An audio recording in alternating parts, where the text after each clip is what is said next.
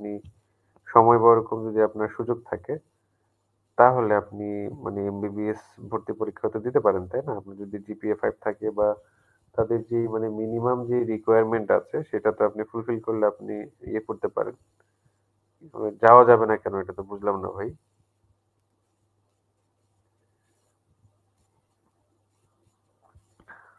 ভাই এখন আসলে যে মানে কি বলবো? মানে আপনার কথা শুনে আমার হাসিও পাচ্ছে আবার দুঃখও লাগছে আরকি। মেডিকেল সেক্টরে তো ভাই যদি যাওয়ার ইচ্ছা থাকে তো ছোটবেলা থেকেই বা এসএসসি, এইচএসসি যখন ইয়ে করবেন সায়েন্স নিয়ে পড়াশোনা করবেন, ওই সময় থেকেই মানে যাওয়ার কথা। ঠিক না? এখন আম মানে আপনি দেখা যায় এরকম আছে বুইড়া বেটা আছে এরকম ৩০-৩৫ হয়ে গেছে, ৪০ হয়ে গেছে, ৪৫ হয়ে গেছে। তো মন চাইলো যে আমি একটু ডাক্তারি করবো, মেডিকেল সেক্টরে যাবো। হ্যাঁ? আর এই যে প্যারামেডিক করে হচ্ছে আমি এই যে এরকম প্র্যাকটিস করা শুরু করে দিলাম। এটা কি হইল ভাই? হইল এটা? হ্যাঁ? তো এটা তো নির্দিষ্ট বয়স মানে থাকতে হবে, নির্দিষ্ট আপনার যোগ্যতা থাকতে হবে। ওইটার উপর বেস করে না আপনি চিকিৎসা দিবেন। তো এখন আমি জানি না আপনার মানে এইজ কত বা আপনার ওই কোয়ালিফিকেশন আছে কিনা। বাট এই ধরনের কথাবার্তা তো ভাই হাস্যকর।